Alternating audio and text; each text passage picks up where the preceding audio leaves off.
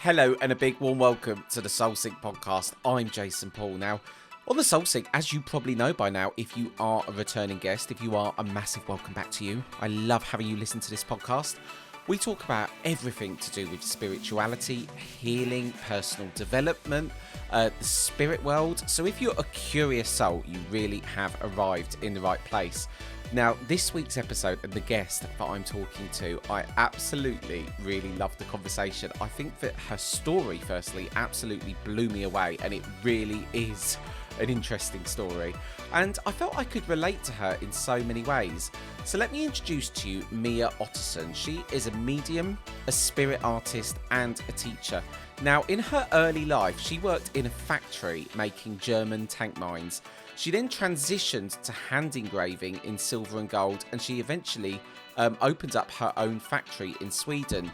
Now, she was introduced to spirituality by her father, and she married a British medium, which led to intense training, healing, mediumship and trance courses. Now, there's quite an interesting story regarding her partner and how it almost shattered all of her kind of core beliefs in mediumship. And it's actually a really sad story, but it's a story which is so interesting, and I think it's a real testament to Mia's character.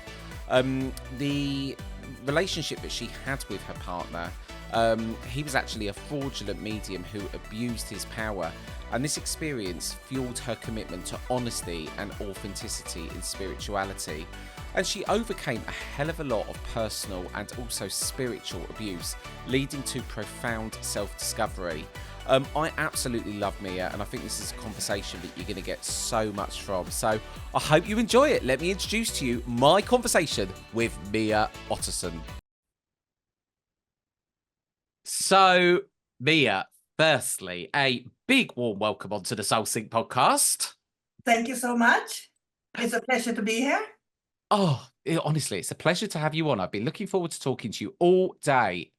And there's a lot I want to talk to you about, because your backstory, you know, when I was reading it earlier, I could relate to it in some ways, but it kind of blew me away. And also, some of the courses that you do at the Arthur Findlay College look absolutely fascinating as well. So I don't think we're going to be short on things to talk about today. I guess, firstly, I know a bit of your backstory, but a lot of people who are tuning in now won't do. Tell us a bit about you, and tell us a bit about you. Oh God, where do I start? Well, it's a hard question. I know Yeah. it is a hard question. But I guess I always had a death wish all my life, and I was always looking to where do I belong, and I'm always looking for love, be loved, love me. Like all people do, I think, and especially if you have a calling. And I used to say I live with one foot in the spirit world and one in the earth plane. So it's always been something missing for me. So I was soul searching quite a lot, never fitted in any groups, it was always something missing. And I was actually working with my first husband's mother's sisters. And I just knew, I haven't even met the guy, and I just knew that he's going to be the one for me. And it's long story short now, of course, because my father-in-law there, he was the one who brought me into spiritualism. So that's where I started my journey, and I was about 24 maybe at that time. So I started there and did a meditation course, and then I started with healing. We opened up a healing evenings every Wednesday. We was about 12 healers who opened it up for the public. Very nervous and very interested and very enthused. And then I met this man who stepped in once at that society. And I can't say when I reflect back that I fall in love with him, but I probably fell in love what he represented, which I didn't understand at the time. But a long story short, we was together about 10 years. And after the first 1.5 years, he started to show his ugly sides. And I believe he's a narcissist and maybe even a psychopath. I don't know. But he went into trance. He did a lot of trance work, and I saw, and I don't really want to give him credit, but I saw amazing results in the beginning. But then something went wrong within his mind, I think, and then he started to cheat. And during all these last 6 years we was together, every course we had, he sat us in an hours to sit in the power. And I had anxiety every time. And I didn't understand it at the time. I thought I was just working through my own issues and things like that. But now in hindsight, as we say, I know that he used to bring young girls out from the meditation. So obviously I was picking up something, like when he did his trance healing and he said that the girls need to stay at the home. And I mean, he was quite clever because he managed to get most of the young women who has been abused before, and then he abused them again with his pretended to go into trance and abuse them. So in the end, he ended up, we got 5 years in prison. So, and the youngest girl was 12 years old. So it was quite a very horrible time. I'm just very, very happy that I managed to divorce him before everything hit the fan, so to speak. Otherwise, I don't know how would I gone through it. Well, I think I can relate to, well, I say relate, you can never fully relate with someone, but I was with a narcissist in my, what I would categorize as a Yeah. narcissist in my early 20s. And it was, God, it was a horrible time. And I think we said before we got started recording this that Yeah. it still affects me now because, it's it affects your psyche. But I think what really stood out to me with your story was the fact that you met him at a time in your kind of spiritual unfoldment where, like you rightly said, he was demonstrating something which at the time you gave a lot of credibility to. Yeah. And then to have that happen, I can only imagine that made you question everything.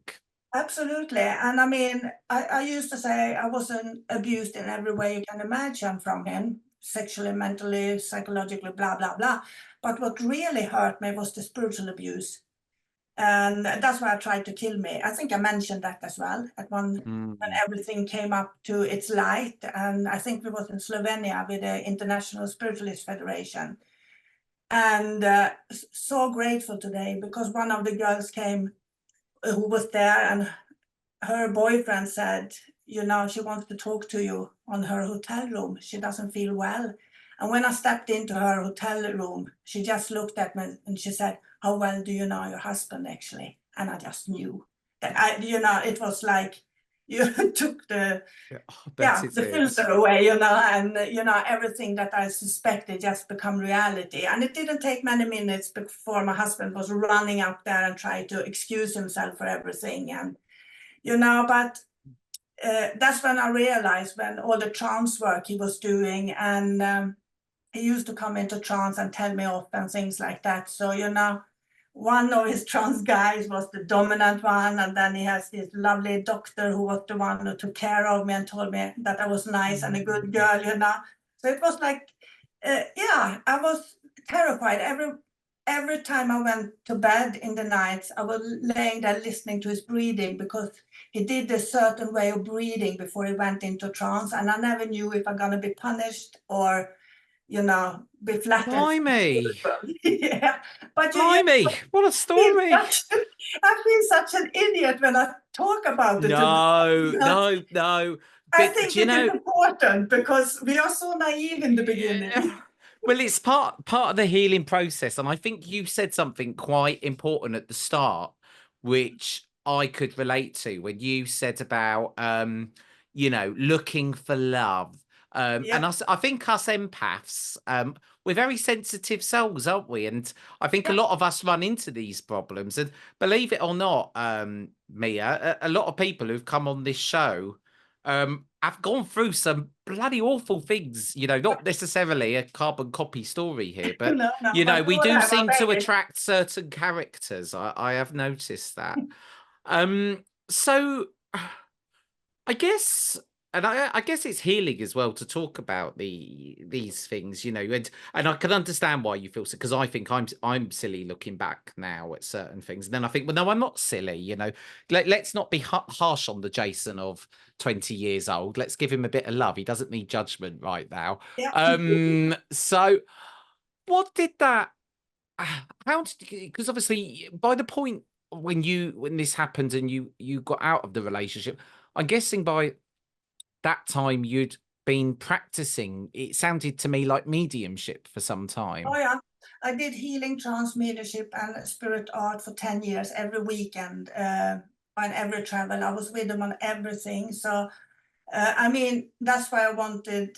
That's why I say I'm blessed in one way, because I got a very good education, for nothing. A lot of experience by meeting other people.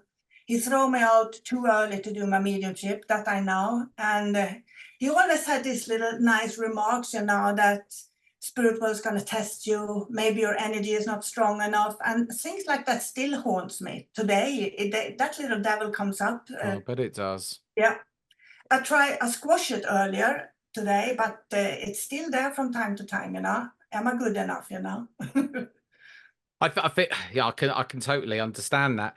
You Something that came across in the notes and in some of the courses that you do at the Arthur Findlay College, something Yeah, that sort of jumped out at me was the fact that you really talk about don't giving your power away to a teacher, understanding that mediumship kind of comes from you. yeah, Everyone's experience is different. And I think, another thing I've come across a lot in my mediumship is it is very easy to give your power away.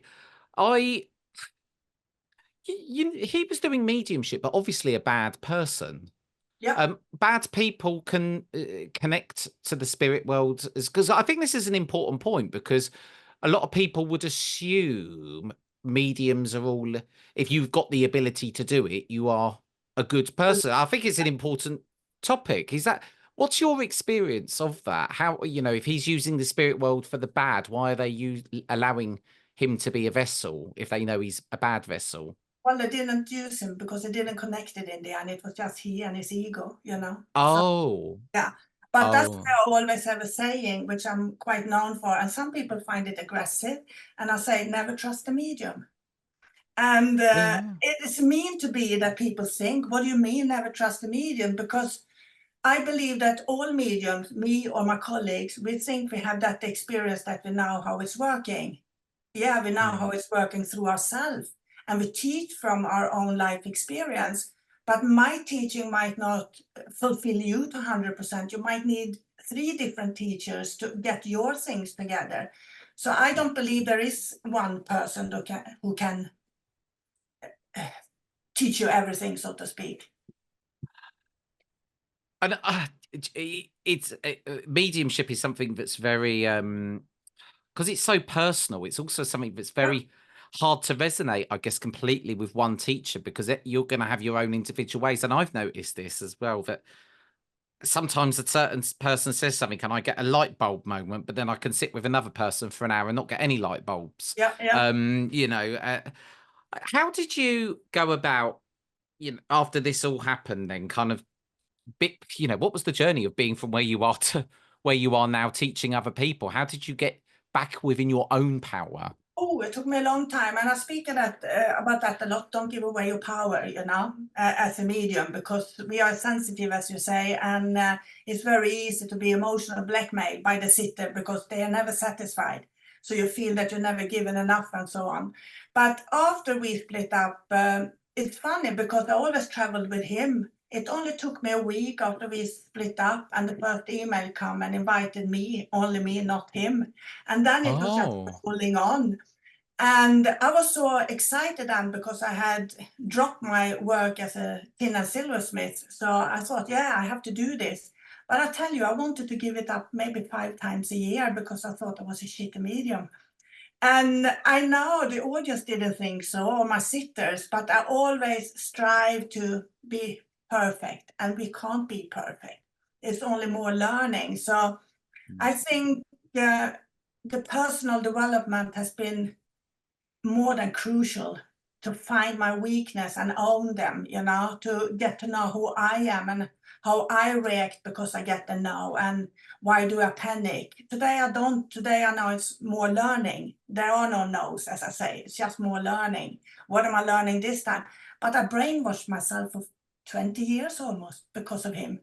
And I still do, you know, all the time with my mind. So I should be in a positive place when I'm working.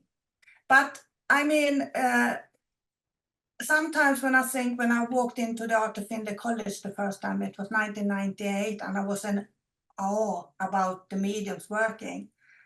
And I thought, my God, how can they be so good? Now I'm one of them up there working, but I still feel like little old me, you know, with my, you know, oh, I didn't get that and I didn't do that right, you know. So I don't think you can see your own development properly, you know. You are not the right judge for yourself, because you only remember the negative thoughts within your mind, not the good thing you establish. So that's really interesting that you, I think I guess a lot of it is you care so much, don't you? And I know it from my own mediumship, where I'm not going to tell this whole story again because lots of people have heard this. But the first time I went to the college, it just came to me so easily. Then I had my confidence knocked because I just got a few no's, and it put me off for months and months. And then I've had times where I thought, no, definitely can't do this. The spirit world are nowhere to be seen. Then I've had to go on a whole big exploration of what sitting in the power is. That probably took me at least 6 months to work that out. yeah. I just couldn't get it. What am I meant to do? Like, push me aura out? How do I do that?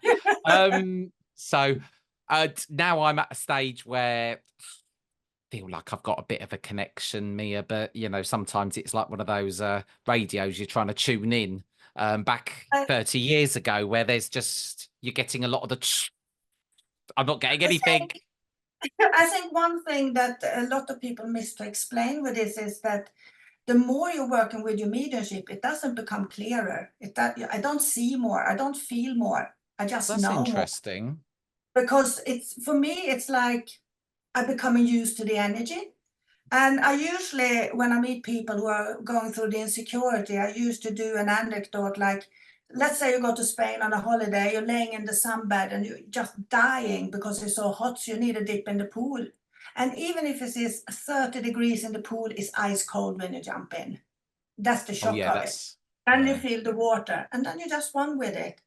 And that's the same with spirit energy. I just become one with it. So I usually say, when I meet a lot of young people who are starting up, for example, I'm not a better medium than them. I just have more confidence than them after all these years, you know, and know how to work with my mind because I know myself. So I believe, and I see a lot of people come and go, and the most people go because they don't believe in themselves, not because they don't have a talent for it. That's my view on it. I guess people one of the argue, of course, but that's my view on it. I guess one of the big things that people tend to come up with, I know we're going to go down on this podcast, we'll go down loads of rabbit holes. Yeah, that's and fine. you do this on this podcast, this because of the nature of the topic, I guess. I guess one of the things that stops me in my tracks a lot of the time is knowing if I do, knowing if it's my imagination still, or knowing if it's the spirit world. And I understand now that the energy is different, and I understand now that my thoughts, I know what my thoughts are, and I now know that I can distinguish the difference, but still I get a bit sketchy with that. That's obviously quite a common thing people get. Absolutely. Absolutely. And I think you have to become a friend with that.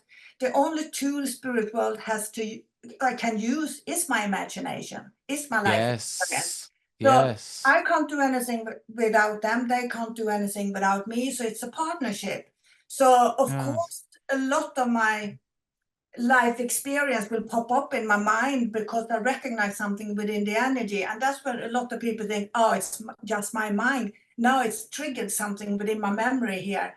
So I'm one of these insecure mediums. If I go up on a platform, if someone goes before me, or even if I go first, I can't tune to the spirit world and ask for a contact before I stand up, because I don't trust my mediumship then. Because I can play with it safely in my mind and I don't trust it whatsoever. But as soon as I stand up and I'm in action, everything, every little bit that pops into my mind, I'm trusting. It's there for a reason. Because then I don't have time to think about it. That's interesting. Yeah, Yeah. yeah. The way you say that, but they need our imagination. You shouldn't be looking at the imagination of you as an enemy as such, No, because yeah, that's an from interesting way of. imagination, it become reality. See, this is the thing when I said about the light bulb moments, I've just got Yeah. one then, but it depends how you put it, doesn't it? It really does. What would you say over the years that you've been developing are some of the big kind of moments of revelation where you've had light bulb moments along the way? Can you think of any standout bits in your development or hurdles or big Yeah, challenges that you've overcome? absolutely. I have a couple, but the first one was when they recognized my first spirit art drawing. And Oh, I was, yes. yeah, and every time if I do a PowerPoint about it and I show the pictures, I choke up still today, because it was such a huge moment where I thought, when I recognized it, and I thought, oh my God, the spirit would actually want to work with little old me. It was so huge for me. Well, this is where you do the spirit artistry, so you Yeah.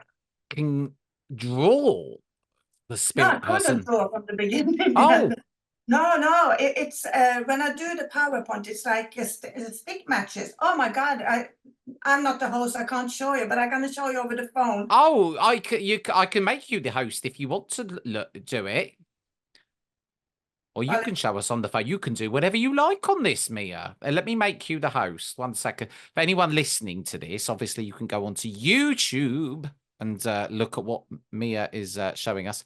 Right. There we go. I've made you the host. yeah, so now I go to share screen, or Yes. yeah, and I have it on my no. This is so exciting. I can't believe we're seeing something. I've never had a guest do this before, suddenly break out and want to share something live on the podcast. This is very But exciting. I'm rubbish with technology, so how do I It's show all right. I what could fill another 5 minutes, Mia. Don't worry about that. I'll just talk to myself during this time. Do you know what? I'm really excited to see about this spirit art as well, because But where do I to share? not, Where do I? You have to cut here. I will cut. Don't Where worry do I about share that. my screen with you? Is Because there it not a doesn't. share button in the middle? Oh, Oh, host disabled participant screen sharing. I must have disabled it. I'm so sorry. It's in the that's fine. settings. I just thought. You'll have to show me on the phone. Yeah, that's fine. So keep talking, and I will get it Well, up yes, for I you. was What going to happened say now? about this. We will. I was going to say about the spirit art. I am the worst drawer in the world, and I have questioned to myself if the spirit world could draw through me, being such a I rubbish don't know if you drawer. can see. Oh, go back a little bit. Let's have a look. Oh. They're very detailed, very Yeah, detailed portrait. One of them, the but man, when I started, they're very good drawings, very, very, very lifelike and in color. but when I started, I'll tell you, it is stick matches. You will have they look like that. Let's see. Oh, I can't see. Yeah. And you do that on how do you draw those? Is that via your hand, via the Yeah. pen and paper, pencils? Yeah, in the beginning I used different media to try out, and now I only use Rembrandt soft pastel. And I spend a fortune on media, but my artist has taught me a technique. So he's telling me that the picture is Oh always my God, better. they are really, really good. It's a little bit different to but I used to show them to my students, so it gives hope to everybody. Can can you? I know this sounds like maybe a silly question, No, but there's no if silly question. you're not doing the drawing connected to spirits, do your drawings look like that if they are a Mia drawing? No, they are better when I'm connecting to spirit. Would you Something say releases they them. are like? Is it like night and day? Would I be able to easily tell the difference? No, no, I learned the technique quite well, but I get into a different flow and I don't struggle when I'm doing it with the Oh, spirit. So when I'm how did teaching, they don't look as good as when I'm actually in the moment. that's really interesting. How long did it take you to develop that? Oh, I started with autographs 1998, and I think my first portrait when I said, oh, they want to work with little old me was 2002, I think. I don't really understand. What is an aurograph? I've heard of them, but I don't really understand what they are. Oh, for me, it's where I'm drawing the colors from your aura and make my own interpretation about them and draw my own symbols in who means something for what I'm picking up within your auric field. So it's just, Oh, for me, that's it's just a so way to be interesting. creative. And I think sometimes the sitter get a reminder to themselves when they look at the autograph or my soul pictures, and she told me something here that's important, and it will remind them to be kind to themselves, or that they have what it takes, or whatever, you know. When you're tuning into someone's aura, are you doing that Yeah, on a psychic level? yeah, Okay, so you could literally read my aura now. yeah. Oh, okay.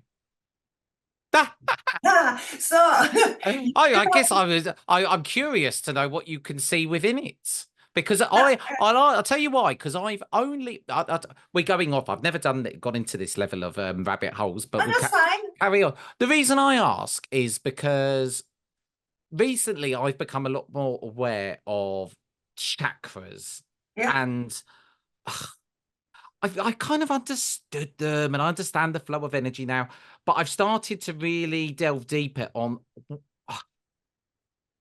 I just I don't want to say too much from the start, but I've started to realize now that I'm much more aware of my chakras and my energy. So the reason I asked the question is to see if you can read what your interpretation of my aura is.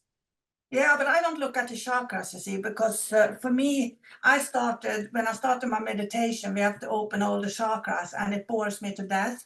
It has to go quick for me. Yeah, it has to go quick for me as well. Yeah, When I start doing something, I start overthinking it, and I have to be quite quick. Even when I warm up for mediumship now, I've noticed 5 minutes on yeah, maximum. Otherwise, I start losing my power switch is very powerful. It turns out it's on yeah, apparently. Can you yeah. tell For me me, what you can see within this? My aura more because I can't see. I can't feel my uh, own aura. sometimes I don't see them all the time, I have to be honest. Yes. Like say 60% of the time I see them. I will see them easier if it is a white background. You have Oh a very yes, white it doesn't help that I'm background. sitting in front of a Yeah. green wall. No, but I do recognize the energy from the colors I used to see. So I would Oh. like to say that you have a lot of red, you have a lot of orange, and a lot of yellow colors that's sticking out. And they will stick out more now because you're doing the job you're doing with me. Because for me, the red is empowering the other colors, and orange for me is a very creative color. And it's Mm. also just skimming the surface. For me, the orange is also the color when I look at the survival skills, you see. So Yes. regardless if Mm. you are someone chop your feet off, you will glue them on and stand up again, you know. So you have that Yes. extra energy to draw from. And not every people have that. A lot of people hit the wall and burn out. You will never burn out with them colors. You will be tired, yes, but you will still be marching on, so to speak, with that. Because that orange Mm. color is a very rejuvenating color, and it brings that extra energy from the source, from the core, so to speak.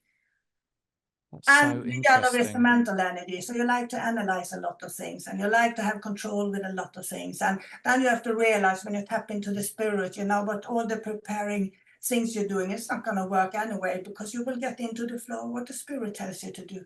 So That's really, do you know what? I find it, everything you've said is 100% correct. And I could definitely relate to everything. Would you say then, if you was to see more blues, purples, indigos, that means I'm more spiritually Well, connected? for me, we all have the whole rainbow in the aura, but Yeah. certain color sticks out because where you are in your development, for example. And I don't mean you Right. trance healing. I mean with your own development, finding your own soul and spirit. But then you have, like I would say, like a blueprint, if you can use that, which is some colors will always be there, but they will change in the strength, the dark and the light, and the vibrancy of them. So if you look at your violet color, for example, I know that you've been soul searching all your life. You never felt at home. Yes. You recognize yourself, and I said that I don't want to be here, and things like that. Yes. And you can see that it's quite bright within your aura. So I know that you're really looking into who am I? What's my purpose here? You can be quite deep, Mm. even if you can be very outgoing as well, because the orange is very bubbly, very active energy. And that's maybe what the most people see you as. They think I'm the most sociable person in the world when Oh, I'm with I'm not. I'm a people. hermit. Yeah, I'm a me too. hermit. I don't speak to people Uh, when I'm coming People home. don't believe it because No, I exactly. when people meet me, they think, oh, people have this perception of me that I'm Yeah, out all the time. yeah. And the truth of it is I'm not. No, I do like going out, but I have to really push myself to get out at me times and too. say to myself, Jason, come on now, get out there. You're wasting your life away indoors. Yeah. But it's because I'm never bored. And No, I like my yes, own space. yeah, I do. And Even do you when the know? neighbor comes with a car, sometimes I sit a little bit extra in the car so I don't have to say hi and Oh, I do about the that as weather. well. I do that as well. I know that's sometimes I think, Jason, that's really naughty. That's really naughty. I'm glad it's not only me. That is honestly so interesting. I think that the colours, and Yeah, it's I well, I was used to going to say, say, so many people have all said to me, I'm very red. And actually, I'm very attracted to red. My company's logo is red. And, red seems to be very prevalent in my life. yeah, But, the reason I asked the question was because I felt recently like I've had such a sore throat. And I've come to wonder, is that because I've got an energy blockage? And then I started looking into the chakras, and one of the symptoms of an out of balance throat chakra is not necessarily always wanting to speak my truth. And now I've gone down a rabbit hole of thinking I'm out of balance with my energy. So I'm trying to do lots of things to encourage stimulation within one's yeah, throat. yeah. I have to be honest, I've been involved in 30 years and I don't have a clue because I think sometimes we overanalyze things. God, I'm terrible for it. Yeah, and me too, and especially in the beginning, everything I connected to something what was wrong with me instead of just, so today I just, yeah, yeah, it will Today I feel a pass. bit meh. I'm in a meat suit. I'm a soul in a meat suit that has problems at times. I'm a hypochondriac as well, I must admit. Think all So sensitives are in a way. I think we all are in a certain degree, actually. yeah, I value wellness so well. I kind of want to ask, there's so much I could ask you. This is the thing. There's so much. I li- living in the power of now. Yeah. Um, is that something that is ever really fully achievable? And Uh, how relevant is it to one's mediumship? Because I guess when my mind is busy with the past and the future. yeah.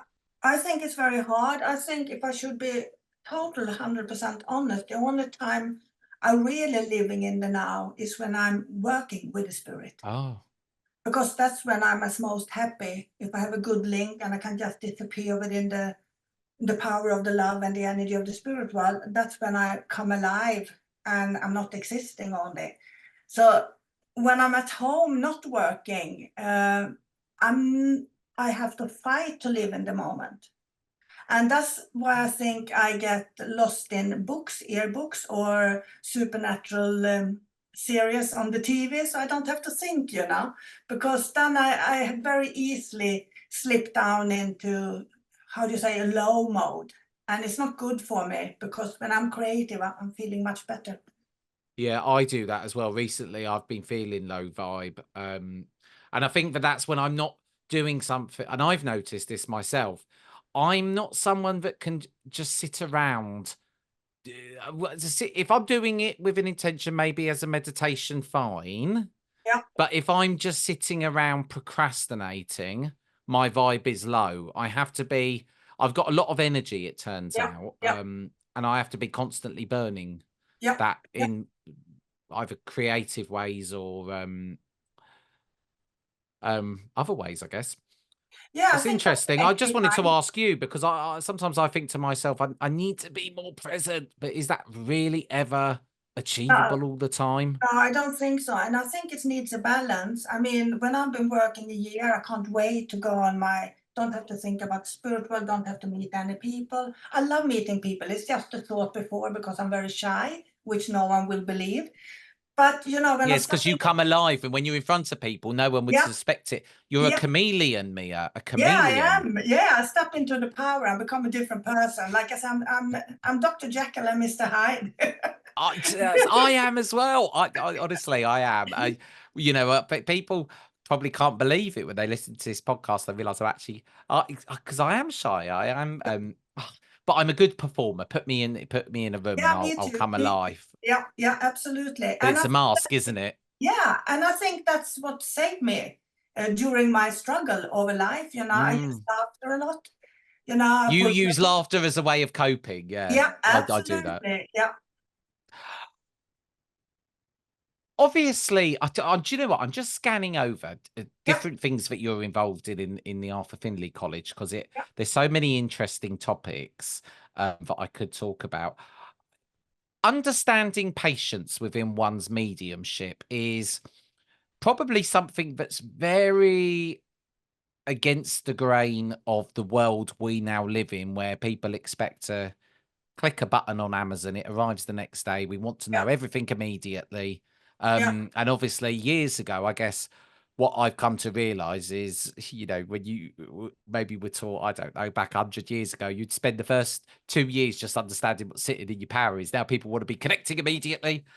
yeah. How does one navigate patience? And because I guess a lot of people as well will, because I've had times talking about patience where I've probably thought, oh God, I don't even know if I could. Is this what the amount of inward looking I'm having to do at myself here in order to make this work? God, I've said to myself at times, why don't I just go back to being maybe a normal person? A Yeah, normal person who lives fully in the material world and, my Saturday, but then I can't because now I know it exists. yeah. I can't. I keep being drawn back to it, but I'm at the beginning. I guess a lot of us struggle with patience. What's your thoughts on patience, and how has it, affected your journey? I think I had to, I don't have patience. I want everything to happen yesterday. Well, I'm glad it's not just me. Yeah, so when I do my art, I think it has to go quick, and I get bored very easily. But because you can never, how do you say, manage mediumship, there's always something new learning there.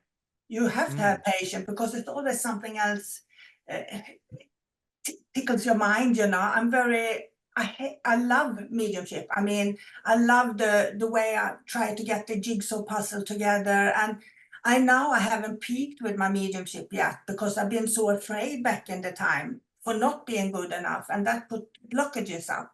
So I'm finding after COVID, just before COVID, I was in a very good place with myself. I had no nerves. I just know everything is working. Then COVID came, and then you have to start over with yourself. But I think patience comes naturally, because you can't give up. If you have something missing here in your heart, and this is what's bringing you joy and happiness, then you're just going on. Like I said, we used to go to Thailand for a month, because I like to get away from Sweden and the cold. But after 3 weeks, my husband can look at me and he thinks, for God's sake, get back into work, Mia, because you're not a happy person anymore. I need my work to actually come alive, you know. I It's just the love same it. as me. I think I sometimes I have this pipe dream where, well, there's days because I run a business for a living, and it's a very stressful industry that I'm in, Yeah, sales and stuff like that. And I often say to myself, oh, what I'd do not to work. But I know if I wasn't working, and I would be bored. My yeah, yeah, my health would start declining, and because I'm yeah, in routine, I'm someone that needs a routine. As much as I admit that I probably don't need it, I do. And it's I think what it is about having the balance, right? If I'm yeah, doing too much work and not enough rest, then I'm again not feeling great. And I've learned that my optimum work day is start early, but by 3 o'clock, I want to be finished. And yeah. I've sort of, I guess, through a lot of hard work, kind of designed my life in a way which I feel very grateful for that. So I think that's really interesting. What would you say then are some of the biggest hurdle, because you're teaching, tutoring Mm. people regularly? What are the big challenges, and is there common themes here, as people develop from, like, couple of years To to 4 years? What are you observing? insecurity. Oh, okay. Yeah, and they don't trust themselves. Like you said, the earlier question, is it me or is it the mind? You know, to let go, because if you go any other course, if you're gonna try to learn how to play the guitar, you know it's gonna take time to perfect it. You know, takes years to become Jimi Hendrix, years and years. You know, but because spiritual is so important for a lot of people, they are so afraid that they're not good enough, and I think subconsciously that blocks them. You know, they don't want to fail because then they can say, "Oh, I wasn't good enough." So the fear creeps in there. So when I work today, I use a lot of reverse psychology, as I call it. You know, I'm Hmm. not allowed in my classes to say, "Oh, this is hard." No, there's a blockage immediately. Rather say, "This is a challenge I'm gonna accept and have fun with." You know, you, I mean, change your thought patterns is very important. And when you missed something, and usually you ask them, "How did it go?" "Oh, I missed that and that wasn't good," and blah blah. Don't want to know, you know. What did you Hmm. learn instead? Because you're not supposed to be correct, you know, when you're training. You know, you're supposed to learn. So what did you learn? Not, "Oh, I missed that or I missed that," you know. So trying to get people to experiment with it, experiment with the energy instead of performing it. Hmm. And I think because I had 20 years of horrific, you know, with low self-esteem and not good enough. And when the mind starts to work for me instead of against me, I start to develop properly. Like, it's just some really interesting things that I think that I can understand that, because I think people go into this situation looking at it as a, a a test, and I guess it's Mm. an experiment. Yeah, It is it an is. experiment, and you are experimenting at this beginning Yeah, stage. And I like what you say about, it's the glass half full approach, isn't it, yeah, Mia? yeah, Rather than absolutely. looking at things that, oh, I've got one wrong. Well, what about the 10 things that you've got right? What about the Exactly. 12 things that were a yes? Yeah. And we have this fear in society of the word no. Yep. Do you know what? Probably part of the reason why, actually, there is an irony here. What I do for a living is, I get paid for not accepting the word no, because I'm a salesperson. So Yeah, yeah, I always look at it. Is it a no for today, or is it a no forever? Well, a client is never a no forever, is it? no, Someone might change their mind tomorrow. And it's funny, actually. Now I think about my mediumship, I let one no throw me off. Well, I built my whole income on not taking no for an answer. There's and an irony there somewhere. yeah, and it's like I said in the beginning. I mean, when I felt the pressure on my head, I know that they died from a stroke. But that didn't last more than so many years, you know. And suddenly I got the pressure on my head, and I said I died of a stroke, and they go, no. But at that time I thought, oh, I lost it. But of course, I mean, I had a bad teacher back in time, so I have to learn by doing. So, but after a while now, the pressure on my head now is not only a stroke, because for every now I learned that it can be something else. So it can be a cancer, it can be a tumor there, it can be, in Sweden we call it a TIA, where there's a little blood explosion in the mind. It can be tinnitus, it can be all sorts of things, but I have to get the now before I learn something else. And I Oh. think that's very important to think about. And sometimes a very common one when people work and they say, well, I feel a distance between you and your dad, hypothetically working in the spirit world. And they say, no, we were very close. But why did you feel a distance?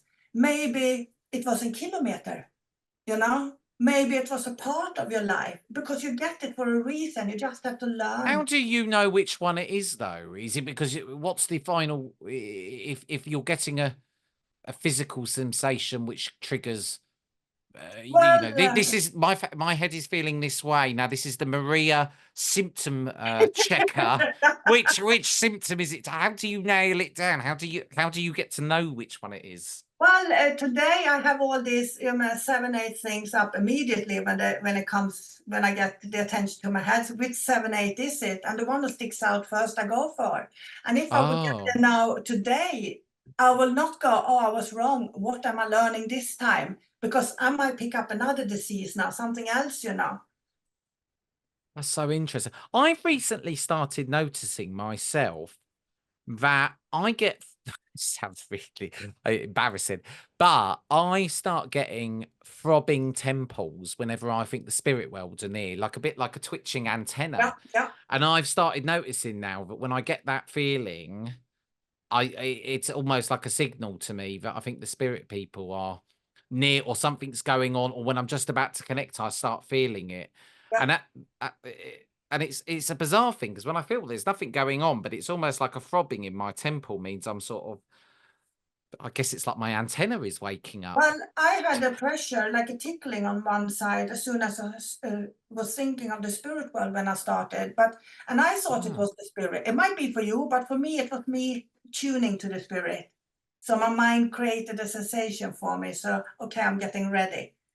Oh, that's what I think's happening. Very similar to me. It's when I Yeah. know, or if it's happening, sometimes that will prompt me to go and sit and see what happens. It's interesting because it only happens on my right side as well. Yeah, And for me, I've it's on the noticed, right side as well. oh, is it? Oh, Yeah. how funny. That's really interesting.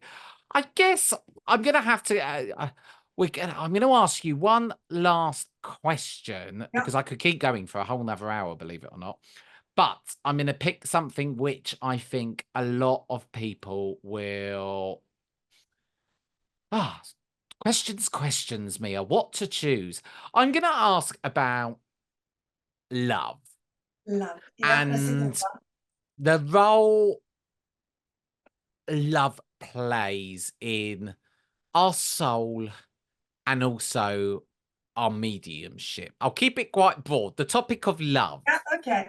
I think it's a very good question, because I'm married for the 3rd time. Okay. So I've Mhm. been searching love physically in the beginning, because I didn't have any self-love. So Yes. when I fell in love, you can forget your own problems, and you are living in that bubble for a while. And it usually lasts me about 7 years back in time. Then I get bored, you know, because it doesn't fulfill me anymore. It sounds horrible, I know, but you know. But when I met my latest husband, I met him after I broke up with my ex. Uh, at that time, I've been working so hard on myself. Even though I was crushed, I knew myself. So for me, I found the love for myself by working for the spirit. And especially, getting to know your own soul and your own spirit, and you see the beauty in that one. Then you start to realize there's something beautiful within me. In the beginning, I was afraid to look in, because maybe I'll find something nasty, maybe I'm a bad person, But when I found that soul and that spirit within, and I'm lucky, I can see energy when it's pulsating sometimes around me when I'm sitting in the dark. So, and it's absolutely amazing. And that helped me to see the beauty within. And so we've been together for 20 years now. I mean, I still love him. Oh, that's. I like the fact that we've ended on a bit of a happy end, Yeah, yeah. happy ever after. Absolutely. I was just looking for myself, and when I found myself, I don't have to look for someone else around me to give me all that intention. Is that the right word? Yeah, Yeah. It's interesting what you say as well, because mediumship has made me, when I was in that time in my life when I attracted my awful partner that I was with, I was definitely was afraid to look within. I was trying to plug a gap in my life and felt, by being in a relationship, I'll be happy. That's the one thing I haven't got that I need. Da, da, da, da. Early 20-year-old problems. And then now I want a relationship. I'm single now. Yeah. But I'm not. It's a complicated one, because I would really love to be with someone if they were the right person and they enhanced my life.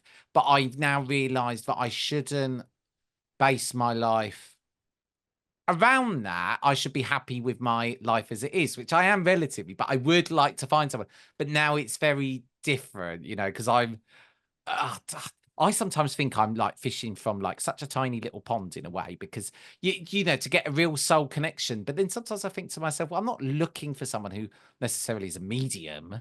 I'm just looking for someone who has a spiritual, awareness. My husband is a very good medium. I met him as a student. It's really embarrassing. So he was with me for 5 years, demonstrating mediumship with me and things. And he is not interesting whatsoever anymore. And it's quite nice, actually, because I have my thing, he has his things, and then we have our things together. Oh, but I think that's the recipe of a healthy relationship, isn't it? Having your own things that you're into, but also then coming together and having joint things. Maybe some people can, then maybe they get the, they just, well, I guess it's a certain personality profile. If you're going to be with someone 24/7 and do all the same things together, personally, I need that breathing space. I wouldn't want to be in that situation. Yeah, well, I used to have him 24/7 for the first 7 years when we was together. But now, if I'm coming home from a trip, working, coming home Sunday evening or whatever, and he works from home on Monday, I don't like that whatsoever. For God's sake, give me my space, And it doesn't mean that I doesn't love him, I just need my own. Work from home is a benefit for him, but it's not a benefit that you like. Exactly. But back to the question, I actually have something tattooed on my back, and I did it when I was in Philippines. And it says, listen to the spirit within and be true to yourself. And that's something I'm trying to live after. I can see why that's tattooed on you, because that's the gold standard. That's what we all want to try to be doing, isn't it? Yeah. I guess, honestly, I've loved talking to you. And I think it looks like the hottest day of the year wherever you are. It's certainly not that hot where I am. If anyone listening is fanning herself with a very glamorous hand fan at the moment. Almost like Beyonce blowing in the wind. Would you like to leave? Obviously, if people want to find out more about you, Mia does do some fantastic, wonderful courses at the Arthur Findlay College, which on the Arthur Findlay website, I will put the link on the show notes. Also, I will put Mia's website. Mia, would you like to leave us on a final thought or a pearl of wisdom? Sometimes they're very short and sweet. Sometimes some people go on and make it a whole monologue. Would you like to leave us on a final thought today? That should have been actually listen to the spirit. It was. Really. I knew you were gonna. Do you know what I thought? I should have. I thought it was gonna be love, wasn't it? It was gonna be connected to love. That was it. No, it's good though. At least we're re-highlighting. Yeah, and exactly. And if they're embarking on this journey, please be kind to yourself. Use the brainwashing technique. Be kind, and don't say you do mistakes. If you're drawing into this, it's definitely something there to develop. And where it takes you, don't try to fill it in, I usually say I have a picture with a picture frame, and I still have the frame there, but the picture is moving for every 3-4 years, and new things is coming in. So just try to stay in the moment, as we said, which is not that easy, but follow your heart and be I kind think to that's yourself. beautiful. But yes, you've got to be kind to yourself. You Yeah, got to be, treat yourself like your own best friend. That's what I say. absolutely, absolutely, because you're worth it. You are worth it. Well, Mia, I've loved talking to you. Thank you so Yeah, much likewise. for coming on to the Soul Sync. Thank you so much for letting me be here.